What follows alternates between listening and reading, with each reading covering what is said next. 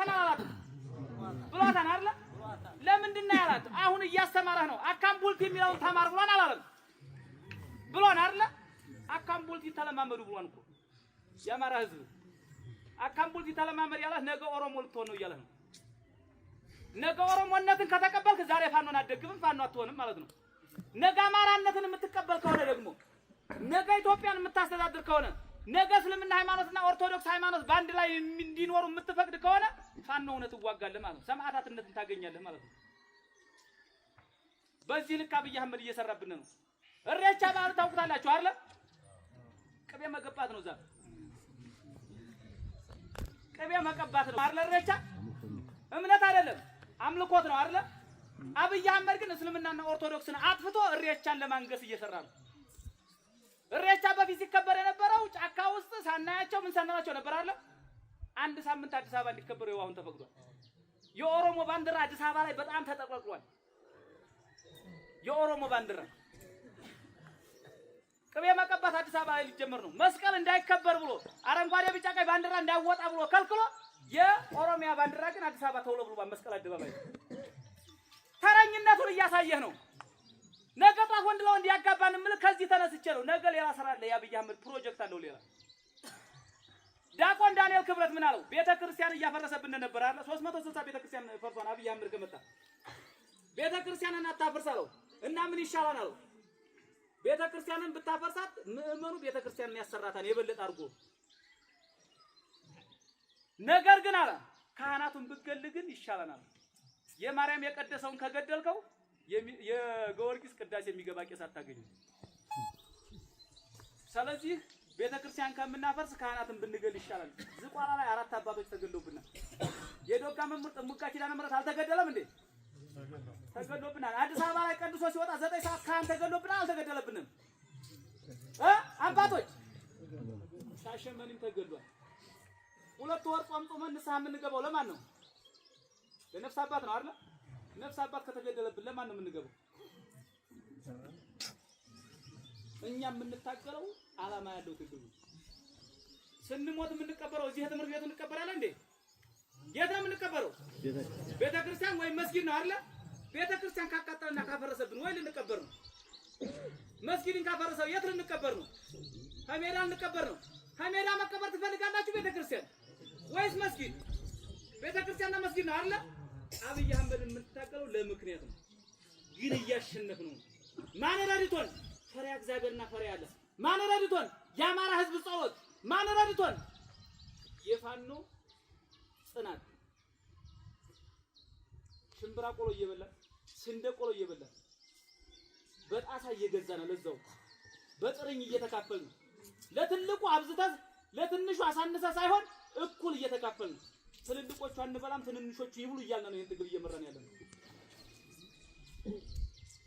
በዚህ ልክ እናንተ ግትግሉ እንዲገባችሁ እንፈልጋለን ምናልባት በዛ አርገንባችኋል ተገናኝተን ሰላም ማናል ከዚህ በኋላ ግን የምንገናኘው በምንድነው ንዑስ ወረዳ በምንመርጠው ኮሚቴ የቀበሌ አስተዳደር በመረጥ ነው እኛ ትእዛዝ እናዛለን ትእዛዝ የምናዛው ምንድነው ትግራችንና በደንብ ከገባችሁ ነገ ትእዛዝ ስናወርድ ያነቃል ትዝ ይላችኋል ማለት ነው አማራ ፈራጅ የለው አማራ ዳኛ የለው አማራ የሚያስከብረው የለም እናንተ ደግሞ ከፋኖ አመራሮች ጋር እየተነጋገራችሁ ከተመረጡ ኮሚቴዎች ጋር እየተነጋገራችሁ ፈራጅ የሌለው ዳኛ የሌለው የአማራን ህዝብ ልናገለግለው ግድ ይላል ችግሯን መጥታ መንገድ ለማትችለው እናታችን ሲቪል መዋቅሩን ስናደራጅ ማንን ነው የምናደራጀው ህዝብ የመረጠው ነው ስለዚህ መሪ የምንመርጠው ከዚህ ህዝብ ውስጥ በመታውቀው መክፈል የምን ያክል ለትግሉ ወሳኝ እንደሆነ ለአብይ አህመድ ለኛ ደግሞ ምን አይነት ኪሳራ እንደሚያመጣ የአማራ ህዝብ አገናዝበህ እንድትሄድ ነው አብይ አህመድ ብር ካላገኘ ሚኒሻ መቀለብ አይችልም ግብር ካላስከፈለ ፖሊስ መያዝ አይችልም ግብር ካላስከፈለ ብልጽግናን ማስተዳደር አይችልም አቅም የለውም ውጭ ሀገር ተበድሮ ጨርሷል ቴሌንም ሽጦታል አባይ ግድብንም ሽጦታል አብይ አህመድ አዲስ አበባ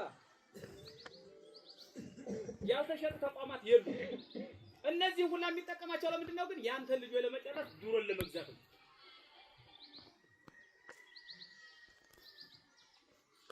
በዚህ ልክ ኢኮኖሚውን እያደቀቀበት አብይ አህመድ ዜሮ ሆኖ በውጭ በአረብ ኤሚሬትስ አጋጅነት ድሮን እያስመጣኛን እየጨፈጨፈን ይገኛል። ከባድ መሳሪያ እያመጣ እየመታን ይገኛል። 44 መሳሪያ ቢተኩስ ግን ፈሪያ እግዚአብሔርና ፈሪያ አላህ ይዘን አብይ አህመድን እናንበረክከዋለን። አብይ አህመድን ታንኩንም መድፉንም ቢይዘው እኛ ግን ታንካችንም መድፋችንም ድሮናችንም ህዝባችን ነው። የአማራን ህዝብ ይዘን የምንታገለው ይህ ህዝብ ደግሞ ፊቱን እንዳያዞርብን ቀጥ ብለን ይዘናቸው የምንሄዳቸው መስመሮች ደግሞ የሚመክረን ማለት ይህ ህዝብ ነው። አማራ ህዝብ ግን በውሉ በቅጡ በቁመቱ በወርዱ እንዲረዳን የምንፈልገው ነገር ምንድነው? እኛ እየታገልን ያለነው የአማራን ማንነት ለማስመለስ እስከሆነ ድረስ እኛ የምንታገለው አማራ በየትኛውም ቦታ ላይ ተንቀሳቅሶ ሳይገለመጥ ሳይመታ ሳይደፈር አማራ ነኝ ብሎ እንዲኖር እየታገልን ስለሆነ ሁላችሁም ከጎናችን ልትቆሙ ነው። ወለጋም ይሄድ አምቦም ይሄድ ትግራይም ይሄድ ሶማሌም ይሄድ አፋርም ይሄድ አማራ ነኝ ሲል አንገቱን ደፍቶ ሳይሆን አንገቱን ቀጥ አድርጎ አማራ ነኝ እንዲል ነው። አልጋ ይዞ ሲያድር አማራ በመሆኑ ተሳቆ አማራ እያለ አልጋ ሊይዝ እንዲፈልግ ሳይሆን አማራ ነኝ ብሎ ጠጥቶ በልቶ አልጋ ይዞ እንዲያድር ነው። በየትኛውም የኢትዮጵያ ከተሞች የኛ ትግል በየትኛውም የኢትዮጵያ ከተሞች ሲኖር አማራ ስለሆነ ደግሞ የበላይነት ወስዶ ማንንም እየደበደበ ማንንም እየመታ እንዲኖር ደግሞ አንፈቅድለትም። የሰው ልጅ ሰው በመሆኑ ብቻ አክብሮ እንዲኖር ነው ለአማራ እየታገመ አደረጃጀቱን ስንሰራ ትላንትና ምርጣምሳ የነበር ትላንትና ሚሊሻ የነበር ትላንትና ህዝባዊ ሰራዊት የሰለጠነ ትላንትና በፋኖ አደረጃጀት የሰለጠን ከተህ ትገባለህ። ከተህ የምትገባው ወይ ነው እዚህቹ ተወልደህ ካደግክበት ቦታ እነማን አደራ ሰጥተዋል? እነ መቶ አለቃ ሰጥተዋል። እናም አለቃ ብርሃን ሰጥተዋል። አደራ የነሱን ትግል ወደፊት የምናስቀጥለው ከንፈር እየመጠጥን አይደለም፣ ጥቁር እየለበስን አይደለም፣ እየታጠቅን አብይ አህመድን እየገደልን ነው። በሬሳ የማነቃ ህዝብ ለነ መቶ አለቃ ሰጠ የሚሆን ሬሳ አይደለም፣ አዛ በላይ ተጋድሟን አይደለም። ነገር ግን ሰጠን አናገኝም። በሚሊዮን የማይተካ ነው። የሚተካልኝ ምንድነው? ይሄን ትግል አሸንፎ ማየት ነው። ዘሩን እንኳን ያልተካ ልጅ ነው። ስሙን በወረቀት እንጽፍለታለን። ግን ስሙን በወረቀት ለመጻፍ ግን ማን ያስፈልጋል ካልካይ ከኛ ላይ ማን መደመር አለበት? እዚህ ጋር የተወለደ ወጣት ከ18 ዓመት በላይ ያለ ወጣት እኔ ፋኖ ነኝ አማራ ነኝ ብሎ እንዲወጣ ነው የምንፈልገው። ትግላችን ይሄ ነው። ጀግኖቻችንን አንረሳም።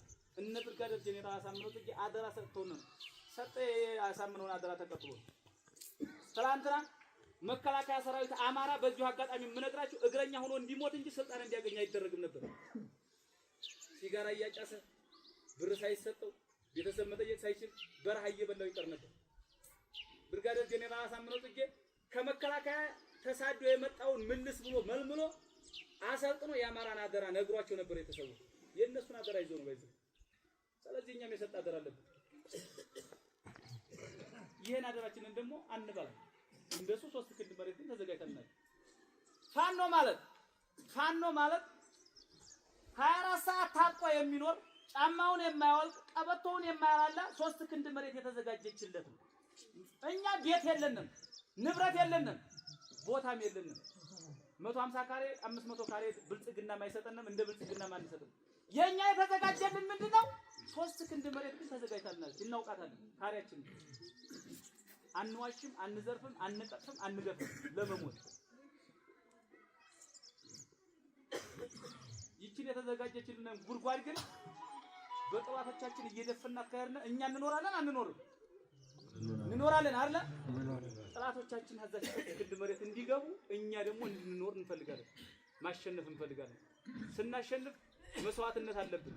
መስዋዕትነቱን ግን አስቀጥል እስካሁን ድረስ ቤት አልነበረንም። በደሳሳ ጎጆ የምንኖር ወይቱዬ ወይት ልቀር የምንል ነበርና አሁን ግን ድርጅት መስርተናል። ድርጅታችንን የአማራ ፋኖ ብሔራዊ ኃይል ነው። ይሄ ድርጅት የምንሞትበት፣ የምንከሰስበት፣ የምንፈርድበት፣ የሚፈረድበት ድርጅት ነው።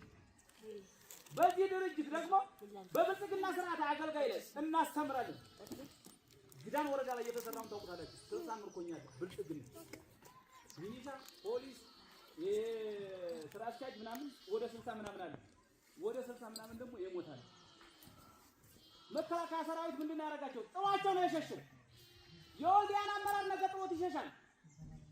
አሁን ቤተሰባችሁን የምትመክሩት የብልጽግና ቤተሰብ ይሆን የፋኖ እናት አባት የግራው ልጅ እያለ ስታለቅስ አንተ ምንድን ነው የምትለው? ተው ብዬሽ ነበረ ነው። ሌላ ብለህ አታለቅስም። ተው ብዬሽ ነበረ ከማለቱ በፊት ግን ተው በለው፣ ምከረው፣ ይምጣ። እኛ አባቶቻችሁ ልጆች ነን።